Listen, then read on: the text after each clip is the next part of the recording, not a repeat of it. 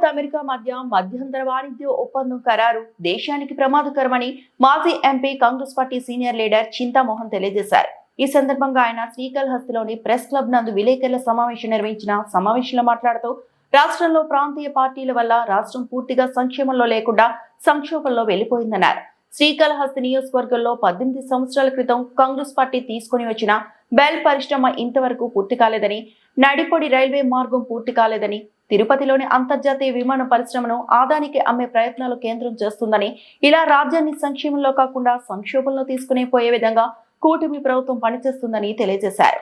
తమ ప్రభుత్వంలో తీసుకుని వచ్చిన SC ST finance SC corporation పూర్తిగా మూతపడ్డాయని, ఓబీసీ ఫైనాన్స్ కార్పొరేషన్ అమలు దానిని పట్టించుకునే నాదుడే లేకుండా పూర్తిగా మూతపడిందని ఆవేదన వ్యక్తం చేశారు. రాష్ట్రంలో ఉన్న ప్రభుత్వ ఆసుపత్రులు అధ్వానంగా ఉన్నాయని, ఆరోగ్యశ్రీ దేనికి వర్తించడం లేదని, రోగాలు వచ్చిన వ్యక్తులు మరణమే శరణార్థం అనడంతో మరణాల సంఖ్య ఎక్కువ అవుతున్నాయని తెలియజేశారు. ఈ కూటమి ప్రభుత్వంలో విద్యారంగంలో సరైన ప్రణాళిక లేకపోవడంతో విద్యారంగం పూర్తిగా బలహీనపడుతుందని, విద్యార్థులకు సరైన స్కాలర్షిప్ లేకపోవడంతో యూనివర్సిటీలో సీటు ఖాళీగా మిగిలిపోతున్నాయని తెలియజేశారు. రాష్ట్రంలో ప్రతి ఇంటిలోనూ నిరుద్యోగ సమస్య ఉందని, ఈ నిరుద్యోగ సమస్య పట్టించుకునే నాదుడు నేడు కూటమి ప్రభుత్వంలో కరువయ్యాయన్నారు. గతంలో ఉన్న ప్రాంతీయ పార్టీ ఇప్పుడు ఉన్న ప్రాంతీయ పార్టీ పూర్తిగా బలహీనమైపోవడంతో ప్రజలు కాంగ్రెస్ పార్టీ వైపు చూస్తున్నారని, రానున్న ఎన్నికల్లో కాంగ్రెస్ పార్టీని అత్యంత మెజార్టీతో గెలిపించి దేశ రాజధానిలో రాహుల్ గాంధీకి పట్టం కడతారని తెలియజేశారు. తెచ్చినటువంటి విమానాశ్రయాన్ని అమ్ముకోవాలని చూస్తున్నారు. ఈ విధంగా అభివృద్ధి కుంటుపడతా ఉంది. మరి మన కాళహస్తి నియోజకవర్గంలో మరి సంక్షేమం విషయానికి వస్తే సంక్షేమమే కనపడటం లేదు, సంక్షోభం కనిపిస్తూ ఉంది. ప్రాంతీయ పార్టీల వల్ల సంక్షేమం పోయి సంక్షోభం కనపడతా ఉంది. ఒకప్పుడు ఎస్సీలకు మేము స్కాలర్షిప్లు ఫుల్ మెస్ ఛార్జీలు ఇచ్చేవాళ్ళం కాంగ్రెస్ ప్రభుత్వం ఉన్నప్పుడు. ఈరోజు ఫుల్ మెస్ ఛార్జీలు ఇచ్చేవాళ్ళు లేరు. కాలేజీల్లో పోయి చదువుకోలేకపోతున్నారు, యూనివర్సిటీల్లో చదువుకోలేకపోతున్నారు, మెడికల్ కాలేజీల్లో చదువుకోలేకపోతున్నారు, ఇంజనీరింగ్ కాలేజీల్లో చదువుకోలేకపోతున్నారు. వాళ్ళకు కావాల్సిన డబ్బు బిడ్డలకు పంపించలేని పరిస్థితి, ఆర్థిక సంక్షోభంలో ఉంది. మరి ఎస్సీ ఫైనాన్స్ కార్పొరేషన్ మేము తీసుకొని వచ్చాం. ఇందిరాగాంధీ ఉన్నప్పుడు, కాంగ్రెస్ పార్టీ ఉన్నప్పుడు దాన్ని మూసేశారు. ఓబీసీ ఫైనాన్స్ కార్పొరేషన్ మేము తీసుకొచ్చాం, దాన్ని మూసేశారు. ఎస్టీ ఫైనాన్స్ కార్పొరేషన్ తెస్తే దాన్ని మూసేశారు. మరి హాస్పిటల్లో పరిస్థితి అధ్వానంగా ఉంది. పేదవాడికి గుండె జబ్బు చేస్తే అక్కడికక్కడికే చచ్చిపోతున్నాడు.